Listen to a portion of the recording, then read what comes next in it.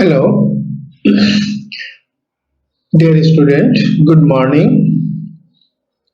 Today we are going to start the second part of income from salary. Here we will discuss about the special allowance, and under the special allowance the following allowances are included. Number 1, children education allowance. This is the allowance which is given to the employee for the education of the employee's son or employee's children. It is exempt up to rupees 100 per month per child for maximum of 2 children. ये 100 रुपये per month के हिसाब से पर child पे दिया जाता है, माफ है। और मैक्सिमम जिसमें दिया जाएगा वो 2 चिल्ड्रन को ही दिया जाएगा, 2 से ज्यादा है तो वो एग्जेम्प्ट नहीं रहेगा। इसी तरह से hostel allowance, it is also exempt up to 300 per month per child for a maximum of 2 children. ये भी 2 बच्चों के लिए 300 रुपये पर मंथ के हिसाब से एग्जेम्प्ट है। Now we will discuss about the fully taxable allowances. Fully taxable allowances means क्या? ये जो अभी हम लोग देखेंगे fully taxable allowances है, माने ये taxable है हर के लिए। नंबर 1, DNS allowance और DNS पे। डीएनएस अलाउंस महंगाई भत्ता, डीएनएस पे जो सेंट्रल गवर्नमेंट को एम्प्लॉइज को दिया जाता है, that is known as the DNS pay. Number 2, city compensatory allowance. City compensatory allowance is given to the employee who are deputed or who are posted in the metropolitan city. देखिए बड़े शहरों का खर्च ज्यादा होता है, जैसे जमशेदपुर में अगर आप हैं तो जितना मेंटेनेंस आपको घर चलाने में लगेगा उससे कई गुना ज्यादा आपको बॉम्बे में लगेगा या फिर कोलकाता या दिल्ली में। तो उसको कंपनसेट करने के लिए, उसको मेकअप करने के लिए कुछ एक्स्ट्रा पैसा दिया जाता है, that is known as the city compensatory allowance. Number 3, food allowance और रिफ्रेशमेंट अलाउंस, ये भी जो है ना एम्प्लॉय को प्रोवाइड किया जाता है एम्प्लॉयर के द्वारा। Number 4, marriage allowance. In some cases the marriage allowance is also given. अगर आप सिंगल हैं, कम खर्च है, जब आप शादी कर लेते हैं तो आपका खर्च बढ़ जाता है, that is why some additional amount is given, that is known as the marriage allowance. Deputation allowance. Deputation means अगर कोई एम्प्लॉय मान लीजिए कोई पोस्ट में है, मैनेजर रैंक में, आप असिस्टेंट मैनेजर, आप चले जाते हैं, मैनेजर को छुट्टी दे दिया जाता है, 10 दिन 15 दिन का छुट्टी लेके वो कहीं चले जाता है, उसकी पोस्ट में असिस्टेंट मैनेजर से कहा जाता है कि आप काम कीजिए, ये डिप्यूटेशन में रहते हैं, मैनेजर का काम करेगा, but it is known as the deputation. So for that extra amount or additional amount is given to the employee, that is known as the deputation allowance. Next one is family allowances. Family allowances mean for the benefit of the family, for the additional expenses of the family, some allowances are given, that is known as the family allowance. Non-practicing allowance. Non-practicing allowance ये doctor को दिया जाता है। देखिए एक doctor जो होता है, अगर मान लीजिए उसको non-practicing allowance दे दिया जाए और कहा जाए कि आपको ना प्रैक्टिस नहीं करना प्राइवेट, तो क्या होगा, पूरा कंसंट्रेट करेगा हॉस्पिटल में ही। ऐसा है जहां पर ना नॉन प्रैक्टिसिंग अलाउंस मान लीजिए नहीं दिया जाता है, तो डॉक्टर क्या करते हैं, हॉस्पिटल में देखते हैं, लेकिन ज्यादा से ज्यादा उनकी कोशिश ये रहती है कि आप घर में आकर के हमको दिखाएं ताकि उनको एडिशनल इनकम हो सके। यहाँ पे क्या होता है, कुछ कंपनी रेस्ट्रिक्शन लगा देती है कि नहीं आप घर में प्रैक्टिस नहीं कर सकते, तो उनका आमदनी मार खाता है, इसीलिए उसको जो है ना कुछ एडिशनल अमाउंट दिया जाता है, that is known as the non practicing allowance. Next one, over time allowance. Over time means अगर 8 घंटा से ज्यादा आपका ड्यूटी है तो उसको हम लोग ओवर टाइम देते हैं, वो अगर अलाउंस दिया जाता है तो उसको हम लोग ओवर टाइम अलाउंस बोला जाता है। मेडिकल अलाउंसेस, मेडिकल मीटी या मेडिकल खर्च के लिए एक लमसम अमाउंट दे दिया जाता है, it is known as the medical allowance. Servant allowance, कुछ जो है ना एम्प्लॉय को जो अच्छे स्टैंडर्ड एम्प्लॉय होते हैं या हाई कैटेगरीज वाले, उनको सर्वेंट रखने की परमिशन दी जाती है और उसका कुछ अलाउंस दे दिया जाता है। प्रॉक्टर अलाउंस, यूनिवर्सिटी में जो होते हैं प्रॉक्टर पोस्ट होता है, उन लोगों को कुछ एक्स्ट्रा अलाउंस दिया जाता है। नेक्स्ट वन इज हम लोग परक्विजिट्स पढ़ेंगे। परक्विजिट्स मींस छूट होता है। A perquisite is any benefit attached to an office or position in addition to salary and wages. It denotes a personal advantages. It may be given in cash or kind to an employee. In other words, perquisites facilities provided free of cost or at concessional rates to the employee. Employee को कुछ benefit दिया जाता है तो इसको हम लोग perquisites के नाम से जानते हैं। ये कैश में भी दिया जा सकता है, काइंड में भी दिया जा सकता है, या दूसरे शब्दों में हम कह सकते हैं कि ये फ्री ऑफ कॉस्ट भी दिया जाता है या कंसेशन रेट में भी दिया जाता है। तो कंसेशन रेट माने कम प्राइस में, ये हो जाता है परक्विजिट, छूट के नाम पे आता है। जैसे घर, मान लीजिए कि आज के डेट में अगर आप मान लीजिए दो बेडरूम में 3 बेडरूम का अगर फ्लैट लेते हैं रेंट में, तो आपको कम से कम 10,000 12,000 रुपया आएगा। कंपनी इसको सिर्फ 2,000 में देती है, इट इज कंसेशनल रेट हो गया। ये हो गया कंसेशनल रेट, छूट दिया गया। It is also perquisites like that. So many facilities may be provided either free of cost or may be at concessional rates.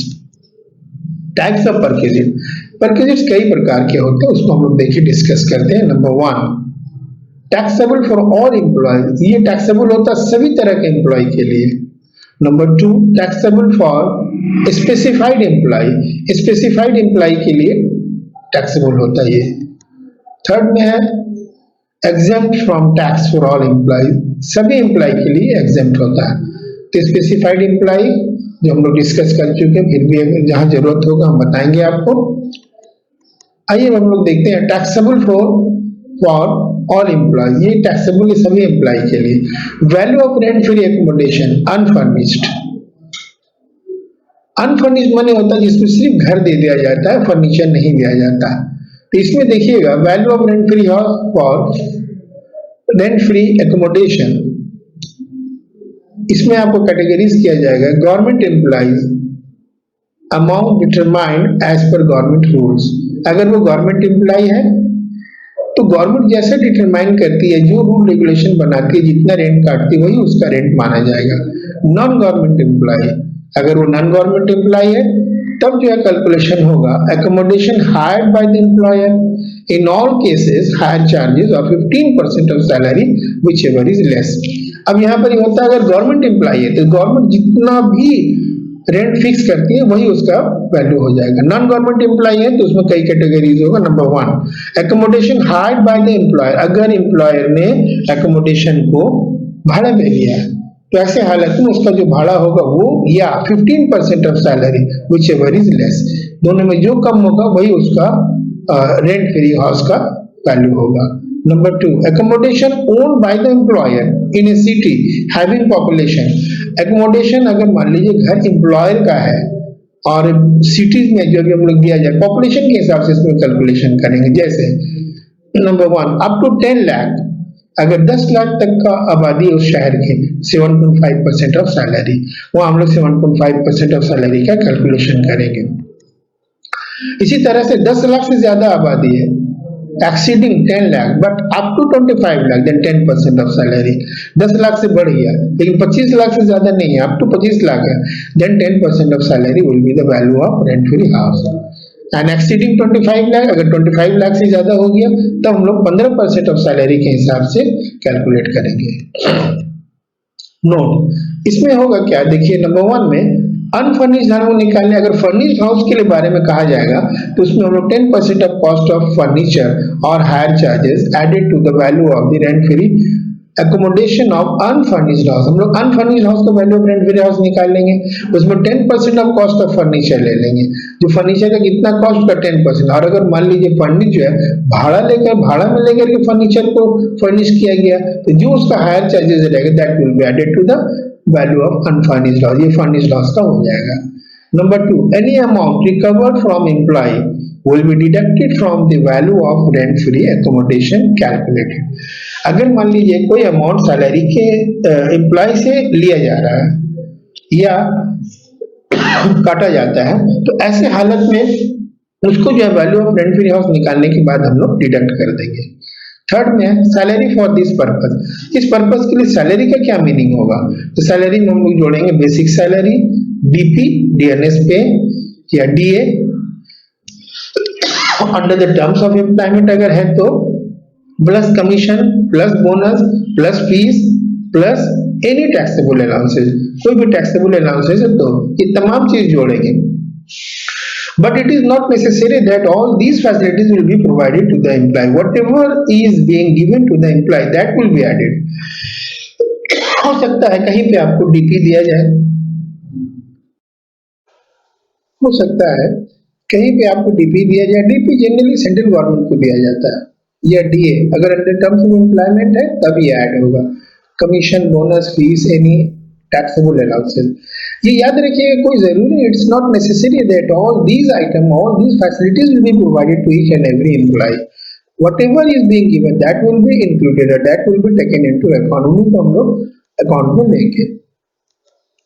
Facilities of accommodation provided in hotel, अगर कभी ऐसा होता है कि कोई एम्प्लॉय को कहीं भेजा गया डिप्यूटेशन में और वहां पे रहने के लिए कोई मकान नहीं है, तो वहां पे उसको होटल में रखा जाता है, इसी को हम लोग बोलते हैं facilities of accommodation provided in a hotel, hotel में दिया जाता है। इसका रूल ये है कि number 1 up to 15 days fully exempted, अगर 15 दिन के लिए उसको वहां रखा जा रहा है तो ये फुल्ली एग्जेम्प्टेड रहेगा, लेकिन अगर 15 दिन से ज्यादा है और more than 15 days then 24% of salary or actual hotel bill whichever is less will be taxable. तो अगर 15 दिन से ज्यादा है तब 24% ऑफ सैलरी कर लेंगे, या एक्चुअल होटल का जो बिल आएगा दोनों में जो कम होगा उसी को हम लोग लेंगे।